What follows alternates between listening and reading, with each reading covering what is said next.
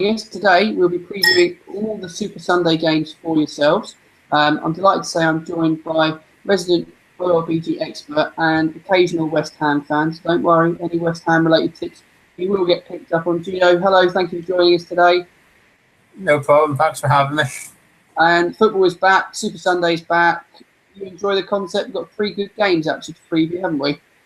Well, we've got one really good one and 2 average ones. That's the West Ham problem coming at him. But don't worry, folks. He's gonna have financial interest, if nothing else, in the other 2. And as an OLBG member, he has got a great record. So no pressure, Gio, but we expect some winners from you. Always tough at the start of the season.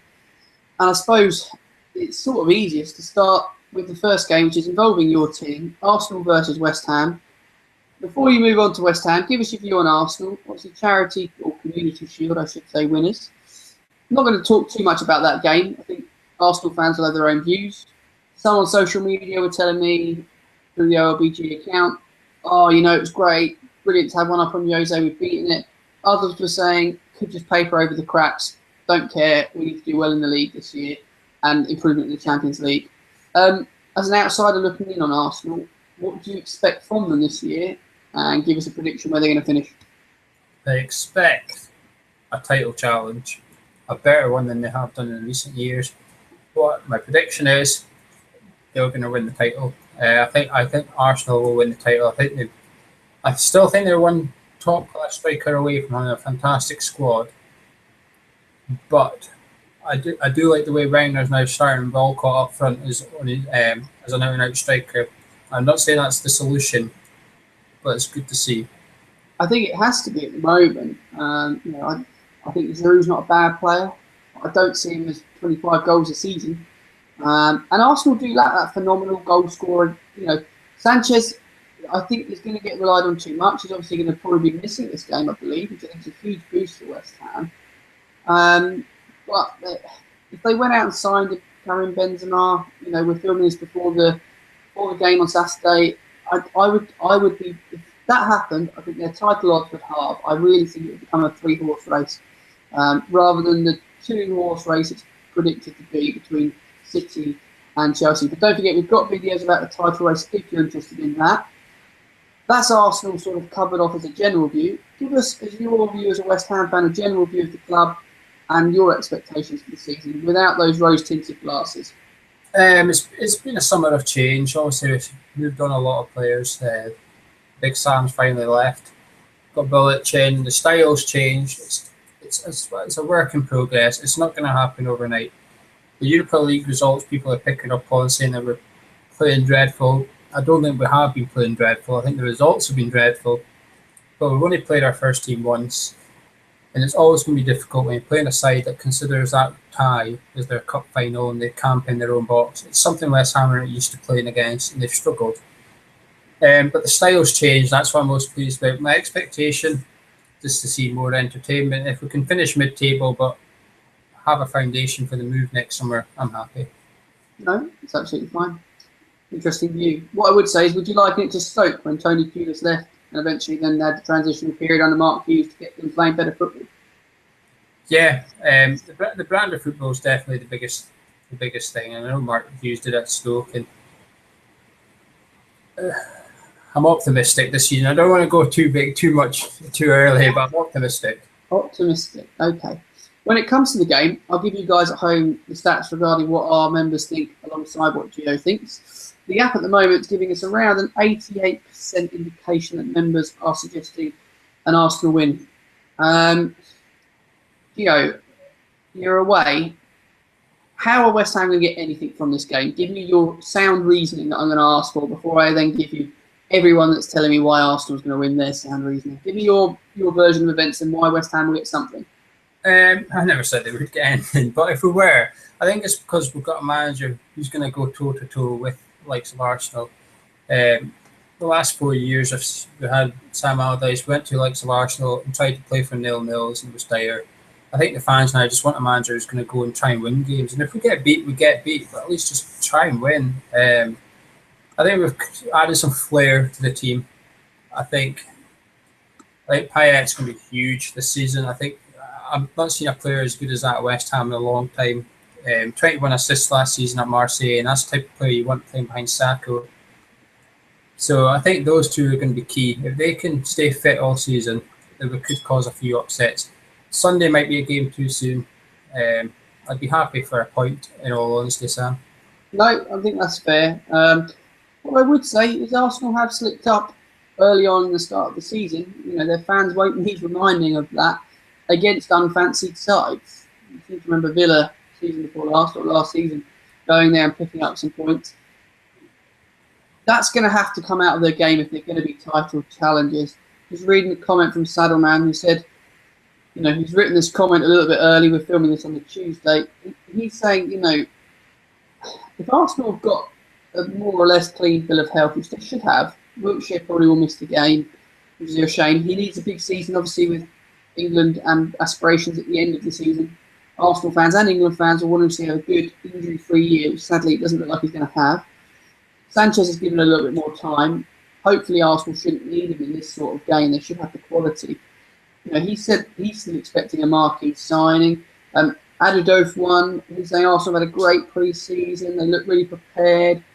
You know, I suppose in some ways you might worry that Arsenal might fly into the start of the season and peak too soon.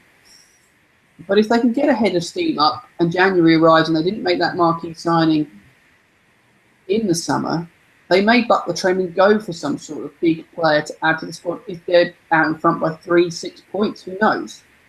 A lot of the big teams have got to play each other, and I think they will take points off each other. So a fast start will be essential. I mean, you must understand the support behind Arsenal.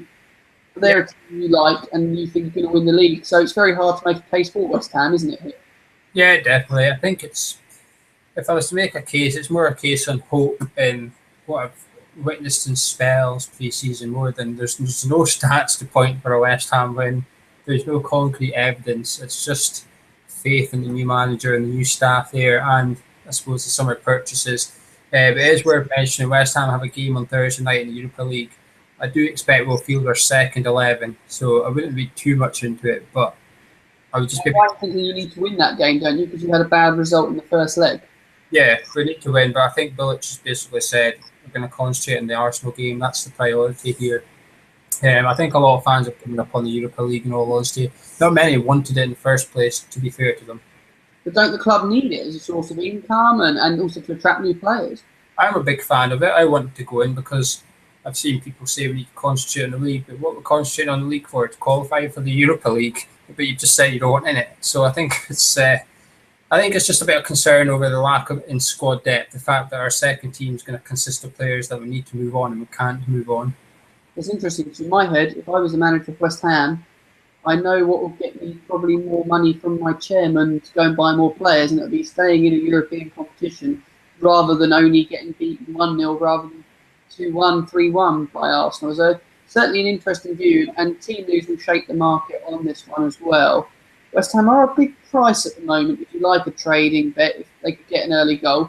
From what you've seen of them, you mentioned they're more attacking. Could they get at Arsenal away? I expect us to have a go. I'd be very surprised if we didn't have. I'm not saying we're going to go all out attack, but I'd like to think we're going to carry a decent attacking threat. And I've already mentioned Payet and Sacco, and Zarate is now back in the fold. And them three have got a bit of flair about them as well. I've seen some nice bits of play amongst them three in particular, but I've also seen the midfield are a lot sharper, releasing that quick ball. Before last season, they used to dilly-dally around with it and then eventually hoof it up the pitch. This season, in pre-season, they've got the ball, they've won it back, and they're looking up and releasing that ball as quick as they can. And I've not seen us counter-attack for a long time, and Arsenal are vulnerable on the counter-attack. And if we can nail that aspect of our game, it's a very short time to do it, just a week, but it could give us that edge. But we're going to need a bit of luck on our side Sunday. And have you got any bet you will be putting up? Yeah, got two. West Ham with a +2 handicap. So that covers us getting beat by a goal. That's 21-20. So as long as we don't get thumped, that still wins. But I've also got Sacco anytime at 4-1. I think that's a huge price for an anytime scorer. Rewind 12 months. He played the first 8 games for us and scored in each of them. So hopefully he scored 4 pre-season already. He's in form. I'm quite confident he'll score if we do score. Okay, I will give one from the app, and that's Arsenal winning 3-0.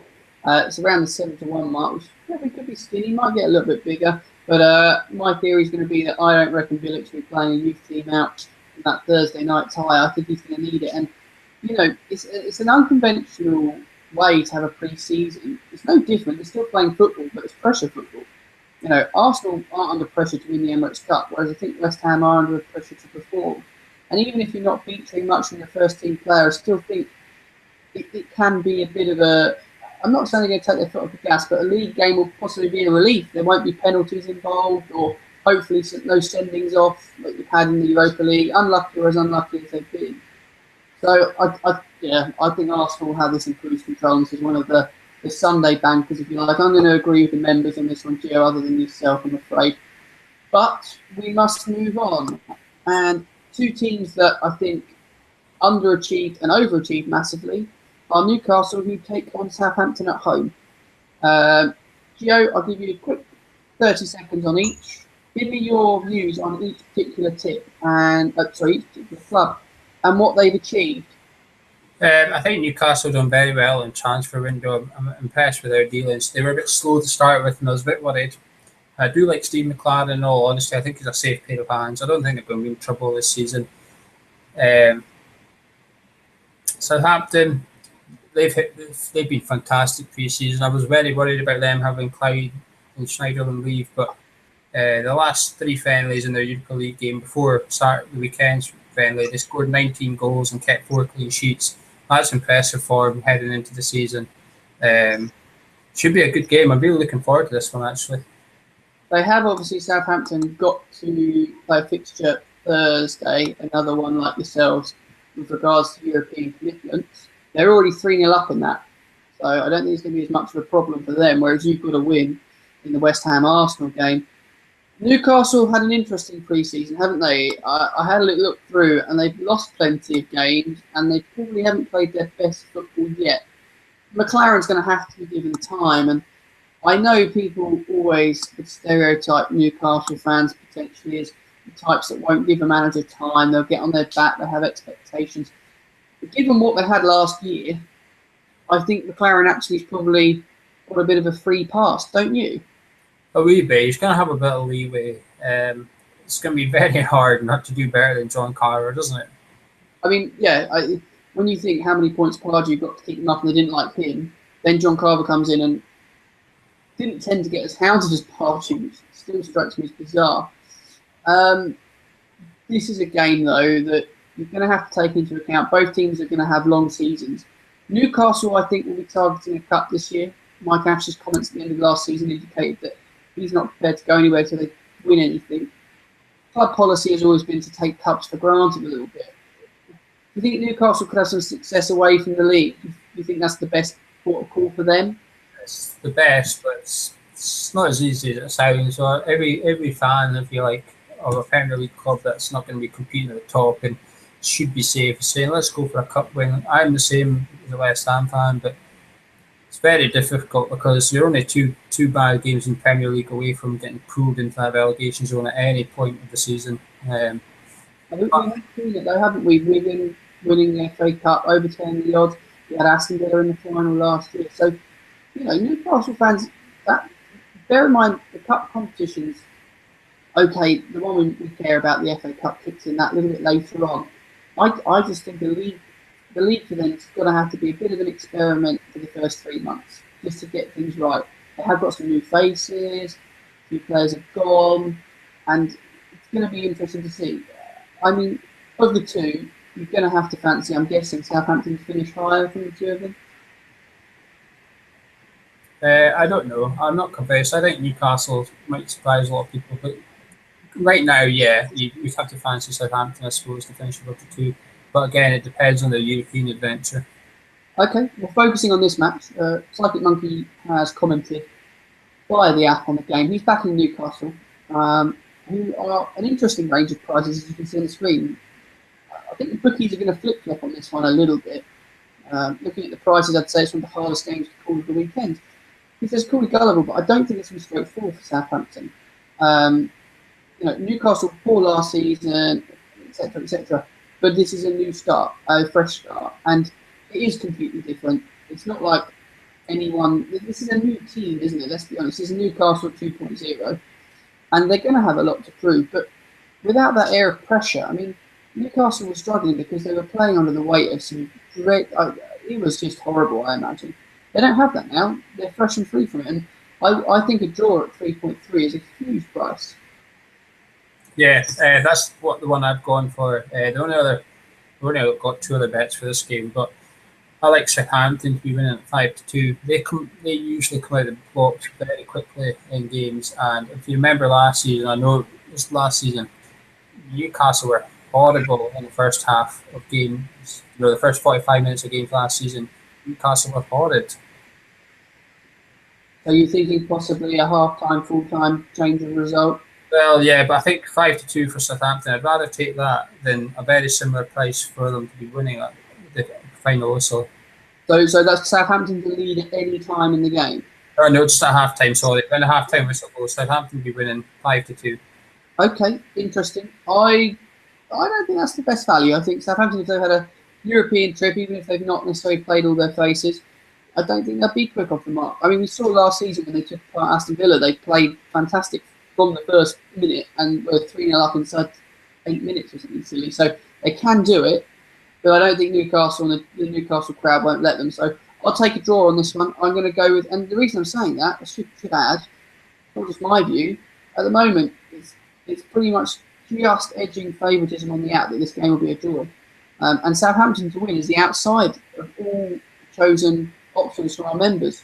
So they're going against the bookmakers here and don't think the right people are favourites effectively. Gio, would you say that's possibly this is just because it's such a hard game to call? Yeah, it is really hard, isn't it? I do like the draw for the overall result, but just for the half-time one, I like Southampton. But Miko on the LBG forum, the in-house Geordie, if you like, has been banging drum about their signing from PSV. Ronaldo, he's 72 any time, and he's scored pre-season, and he's a cracking player. I'm jealous Newcastle signed him. 72 any time, that's always a price about a player. Obviously, you've got to watch the team who's there. Graziella Pell, a lot of people mention as a dark horse, not that dark really when you think about it, for Golden Boot. He hit the woodwork something like 5 or 6 times last season. Is he someone that you think could be a player that's going to pull Southampton through with his goals this year?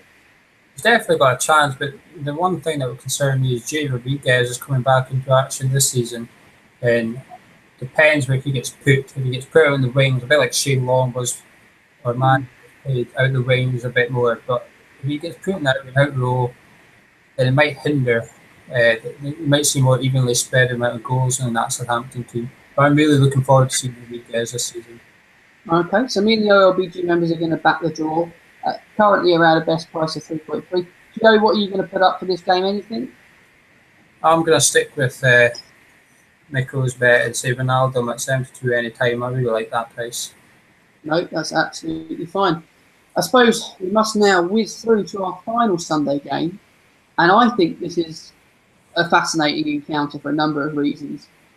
You will remember towards the end of last season, viewers of our regular broadcast would note that I was absolutely mad about Stoke to beat Liverpool. I felt the price was completely wrong. What Stoke went and did was demolish Liverpool. It was humiliating. It was dreadful. And Steven Gerrard, quite frankly, had the worst send-off any player could ever have. Those last 2 games were appalling for Liverpool. Gio, are you not slightly amazed that, okay, a couple of personnel have changed for both teams, but Liverpool being made favourites away at Stoke to go and rectify that? A little bit. I think the bookies are just a bit cautious. No one knows how good Liverpool is going to be. I think there's a lot of varied opinions on how good their season is going to be. Give us yours. No fence sitting here. I'm not going to be back in Stoke. Okay, but what about Liverpool for the season then? 5th. I don't think they'll be far away from the top 4 without ever threatening it. I think Benteke is a fantastic signing. The price tag doesn't bother me at all. I think James Milner's a fantastic signing. I really like what I've seen of Liverpool in pre-season so far. I think I'd agree with you on a couple of points. I think price tag wise, I get annoyed when we talk about price tags because people moan about Sterling going to 49 million. It's almost irrelevant in football now. If a team's got money to spend, they'll spend what they need to get the player they want. And, you know, £49 million is a lot of money to me, to you, to anyone else. But to owners of big multinational, multi-industry companies and football clubs, it's nothing. So, you know, Sterling's a commodity. Liverpool effectively have got a Benteke in for, you know, 2/3 of a Sterling. The things I like about him and why he's in my dream team, and I've backed him to be each way top goal scorer. He will play a lot of games. He's not injury prone, and he will score goals. He scored goals in a struggling team. He's going to have arguably one of the best creators in the Premier League playing near him in Coutinho. James Milner has played with some fantastic players at Manchester City, and sometimes been the best player on the pitch. I don't think he's rated nearly as highly as he should be. And, you know, in Jordan Henderson, Liverpool have got a player I wrote off, you probably wrote off, everyone wrote off, and he is a much better player. He has improved tenfold from being at that club. So, yes, I can make a case for Liverpool having a good season. They're not going to break top four, though. And I share a lot. That's not just my view, that's a lot of OLBG members' view. No one is backing Liverpool to be heading to the top four. I'm guessing you're not either with your prediction.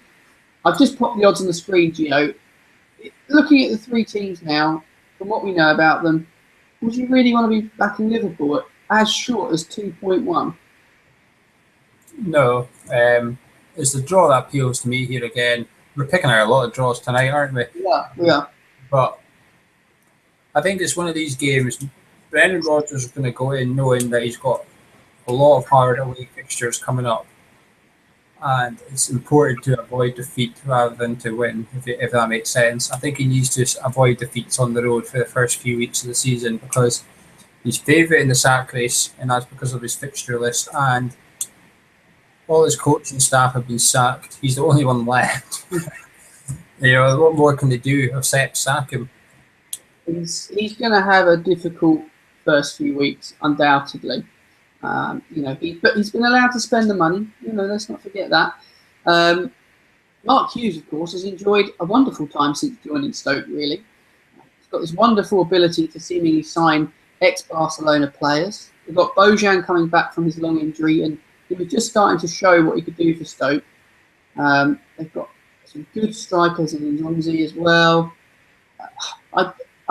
For me, I think Stoke are a great bet to be a top 10, top 8 team this season. I think they've only strengthened. I don't think if we could. People may point to the goalkeeper moving. I think the replacement they've got is more than adequate. I'd just get a quick line on that with Begovic going to Chelsea. Yeah, I'm looking forward to seeing Jack Butland actually. I think it's maybe he's at the stage where he needs to play, isn't he? He went to Stoke, obviously. I think he was expecting to play more than he has, but it's a gamble. But I think maybe the way Hughes is looking at it is if Butland costs them maybe 5 points compared to their tally last season in terms of his development, a bit like De Gea had at Man U, it's worth it. Long term, it's going to be worth it. No, and with the improvements they've made, you're not going to feel too much. I've got a nagging feeling with this game that this is the story of the weekend, isn't it? I feel for Rodgers. The only worst slot he could have had is Monday Night Football to be playing on, I think. You know, he's got to be playing at 4 o'clock. All eyes are going to be on them. It's going to be televised. Potentially, Arsenal have got 3 points on the board. Chelsea have got 3 points on the board. You know, there's potentially going to be a case of they'll be the first big team to drop points. Yeah, you could see that. I think this is a half-1 game, though. West Ham's 4 o'clock. Brendan Rodgers' disaster has been given prime time, you see. Yeah, they think it's going to go as long as I do. Yeah, this fixture normally throws up goals, though. That's the one thing I do like about this fixture. Obviously, there was 7 in May, but there's 19 goals in the last 3 seasons. This fixture has given us 19 goals. So I think both teams to score at 10 to 11 should be a good one. Yeah, and you're supported in that view with Quayside saying over 2.5 goals, Can't believe that this is over is available around even money considering the last results. And both teams have got more attacking players, if anything, which is kind of correct, I suppose, with the way you look at it. So, yeah, that's Key Swede who's agreeing with you, the OLPG member there. Well, I'm going to suggest a draw. The members at the moment are leaning towards Liverpool, though. They're deserting me here. I think Stoke are a big price, but the draw is not a bad result either. Gio, if you've got to pick one of the three to be accurate result-wise, what would you go for? I'd go for the draw as well. And what bet do you want in the game as your members bet? See, there's one that attracts me. That's James Milner anytime at 13-2. That's pulling me in that bet. Yeah, he's going to be an interesting addition to the Liverpool side. He works hard on and off the ball, and he's possibly what they lacked with Gerrard's legs going last year. And a player like Henderson in the middle of the park would do it, but they didn't have enough workers in that team, did they? No, but one thing I would ask about Milner, though, do we know who the penalty taker is at Liverpool yet for next season? I will ask the Liverpool fans to I think this man Milner might be at the front of the list because he takes a lot of free kicks as well. Even at City, he was quite often pushing Silva now the way to take a free kick, and he scored a few as well. I wouldn't be surprised if he's their new penalty taker, and if this gamble is correct and Liverpool get a pen, and that 13-2 price is going to look silly. Interesting angle on it. We shall wait and see when Liverpool pick up their first pen of the season. I think a lot of people are fans of, I know Everton are doing it now, giving the striker the penalties to boost their confidence in front of goal and that kind of stuff. But yes, certainly an interesting view. But of the three games this weekend on the Sunday, what are you going to have as your best bet from the three games? They're tricky ones.